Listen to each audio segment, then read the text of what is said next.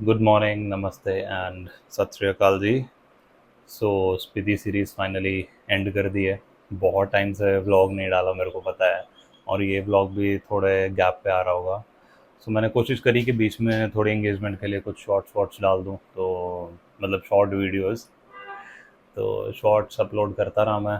But ये video बनाने का मेन पर्पज़ यही है कि मैं आपको बताऊँ इन शॉर्ट स्पीति वैली का कि कौन सा बाइक आप ले जा सकते हो। अब मैं सुपर मीटियोर लेके गया तो उसमें क्या क्या दिक्कत आ सकती है, फ्यूल चाहिए नहीं चाहिए, ये सारी बातें हम लोग करेंगे। प्लस कितनी एवरेज मिली मेरे को। So all such things related to the motorcycle और आपकी ट्रिप की तैयारी, और कौन सा टाइम सही है। तो जी पहले शुरू करते हैं कि ये बाइक जा सकती है वहाँ पे या नहीं जा सकती है, टेरेन कैसा है। सो देखो, पूरा सर्किट तो नहीं मैं कर पाया क्योंकि कुंजुम पास बंद था। So we had to come back the same way. तो हम यहाँ से शिमला की तरफ से गए, दिल्ली से शिमला, शिमला से रामपुर एंड पूर नाको और काजा। फिर काजा सारा एक्सप्लोर करा and the same way we return back. तो इस पूरे रास्ते में कोई ऐसा हार्ड पैच नहीं है कि जहाँ पे सुपर मीटियोर ना जा पाए या आप नहीं कर पाओ। पिन वैली में है थोड़ा बहुत और काजा के आसपास, बट दैट इज़ मैनेजेबल, आप आराम से इस बाइक पे कर सकते हो, कोई इशू नहीं है।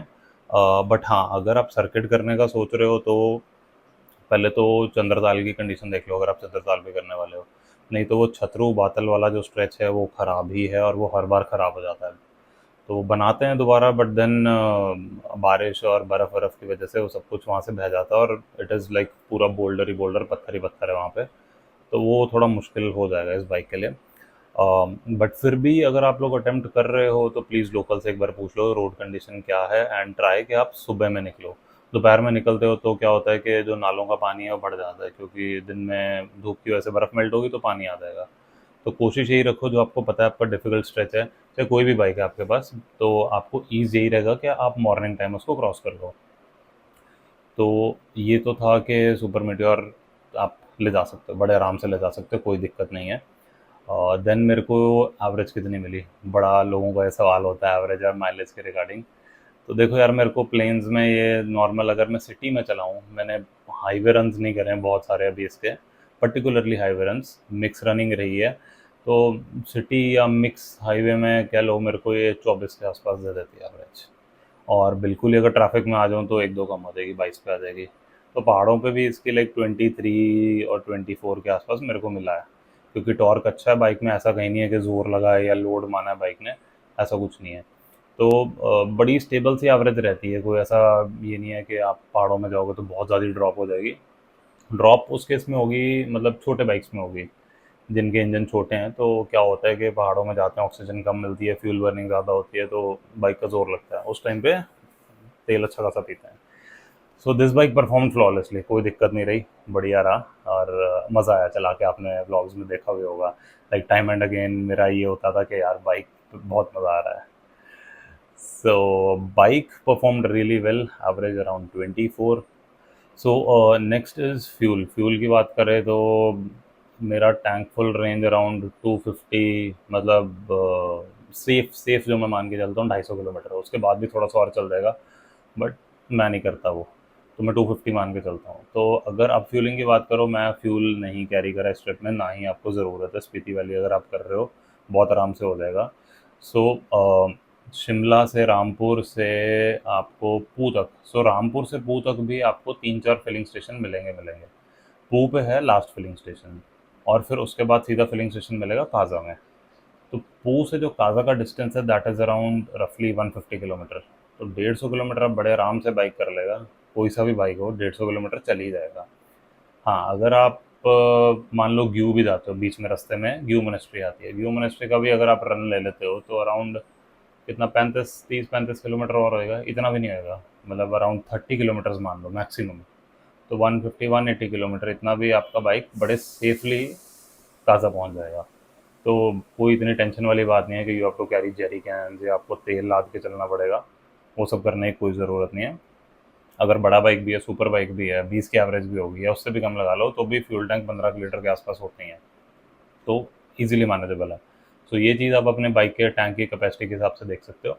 बट फिलिंग स्टेशन जो है पू से पू के बाद आता है काजा में, which is around 150 kilometre, 150 kilometre का स्ट्रेच है वो। तो आराम से हो जाता है, और रोड भी वो अच्छे हैं। सिर्फ सुमदो के बाद आपको सिंगल रोड मिलती है, वो भी आपने व्लॉग्स में देखा ही होगा। नहीं तो वहाँ तक तो रोड ऐसी पक्की है ना, मक्खन रोड है, मज़ा आता है वहाँ पे चलाने में।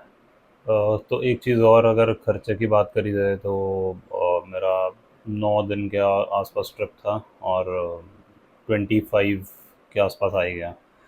तो ये ट्रिप बिल्कुल बजटेड नहीं था, थोड़ा खुला ट्रिप था हमारा। स्टे भी आपने देखा था, स्टे थोड़ा महंगा था, और महंगा इन अ वे कि अच्छा स्टे था, और वैल्यू फॉर मनी आप बोल सकते हो। जैसी फैसिलिटी थी और जैसी लोकेशन थी और जैसे वहाँ पे लोग और जैसे उन्होंने ट्रीट करा, हर चीज़ इट वाज वेरी गुड। तो उस हिसाब से था। और मेजर कंपोनेंट फ्यूल के अलावा यही था हमारा। बाकी खाना पीना भी चलो कैफ़े में चले गए कभी कभी, यहाँ वहाँ तो थोड़ा ओपन चल रहा था। अगर आप बजट ट्रिप करना चाह रहे हो तो बजट ट्रिप भी हो जाएगा। बजट ट्रिप में आप यही लगा लो, 5-7 हज़ार रुपये खर्चा कम कर दो आप, सीधा सीधा ही, मतलब इतना फ़र्क पड़ जाएगा। तो जो नेक्स्ट डे होगा मेरा, मतलब जो नेक्स्ट राइड होगी उसमें जो स्टे होगा वो बजट रहेगा, पूरा ट्रिप बजट रहेगा। और उसमें मैं आपको बताऊंगा कि कैसे आप और पैसे बचा सकते हो। अगर 2 जने 3 जने हैं तो फिर तो आपके अच्छे खासे बच जाएंगे। अगर 2 जने हैं तो फिर भी ऑफकोर्स सिंगल से तो बेटर ही है, you save up on food. अब आप, एक बंदा है खाना तो ऑर्डर करेगा, रोटी दाल सब्जी तो करेगा ही करेगा, वो कितनी खा लेगा? 2 जनों में होगा तो ऑलमोस्ट वो हाफ हो जाएगा। तो ऐसी ऐसी चीज़ें हैं। तो नेक्स्ट ट्रिप जब शुरू होगा, जल्दी ही होगा, तो उसकी भी डिटेल मैं आपको दूंगा सारी। क्या कर रहे हैं, कहाँ जाने वाले हैं, उसके लिए चीज़ें आ गई हैं। माइक आपने देख लिया होगा। देन फ़ोन मेरा स्टैंड पे माउंटेड है, so that's a very nice stand, Digitek का मंगवाया था मैंने। बस और सब चीज़ें, अभी गोप्रो की सेटिंग्स चेक कर रहा हूँ मैं। 4K वीडियो भी, ये भी 4K में बन रहा है।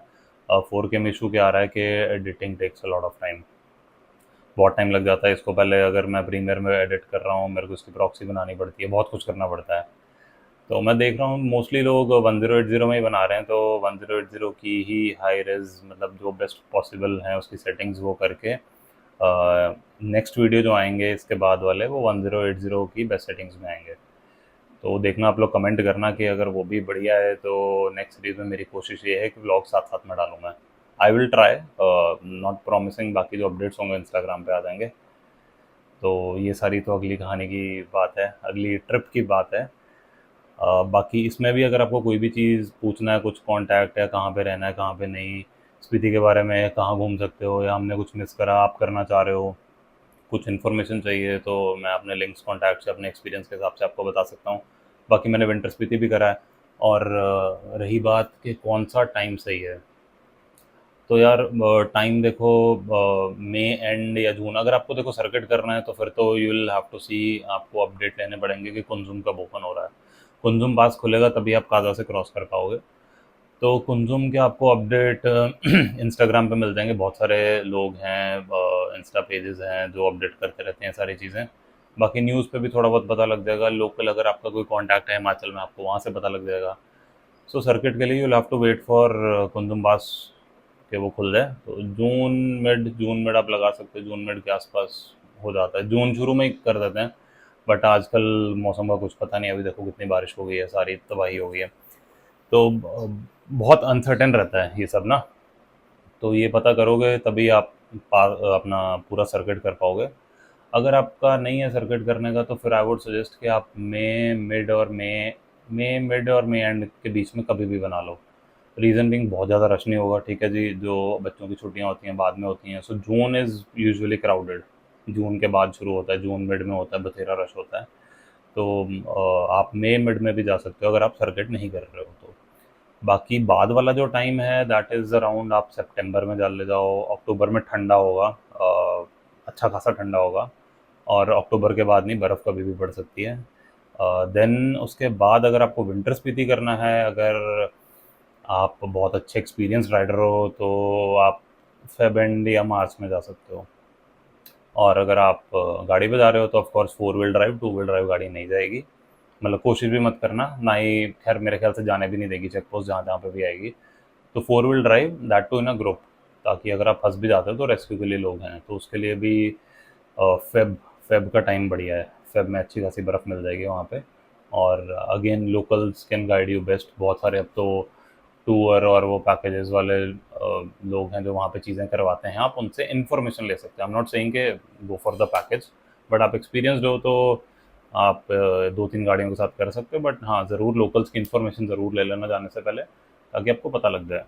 बाकी यार यही था मोटा-मोटा जो भी पूरे ट्रिप का क्रक्स बोल सकते हैं कि कैसा रहा, कोई दिक्कत परेशानी नहीं आई भाई बाइक पे, ऑल गुड, फ्यूल की कोई प्रॉब्लम नहीं आई, एक्सपेंस मैंने आपको बता दिया, एवरेज मैंने आपको बता दी, good time to visit also, you know. बाकी इसके अलावा कुछ भी है तो कमेंट कर दो, मैं आपको बेस्ट पॉसिबल इन्फॉर्मेशन दे दूंगा। बाकी अभी एक दो वीडियोस आएंगे और उसमें आपको पता लगने वाला है कि नेक्स्ट क्या कर रहे हैं हम, और उसकी जो जो तैयारी चल रही है, चीज़ें ली जा रही हैं so that trip becomes better. तो ठीक है जी, स्टे ट्यून्ड, और वीडियो बढ़िया लगा तो यार लाइक कर दो, शेयर कर दो, किसी को इन्फॉर्मेशन मिल जाएगी। And do subscribe to the channel अगर अभी तक नहीं करा है, कर दो यार, करना चाहिए। एनालिटिक्स तो मैं देख रहा हूँ, वीडियो देखते हो आप लोग बट सब्सक्राइब नहीं करते हो, which is not a good thing. तो ठीक है यार, यही थी एक इन्फॉर्मेशन आप सबके साथ, और मिलते हैं अगले वीडियो में, मिलते हैं। Till then take care and Ram रखा।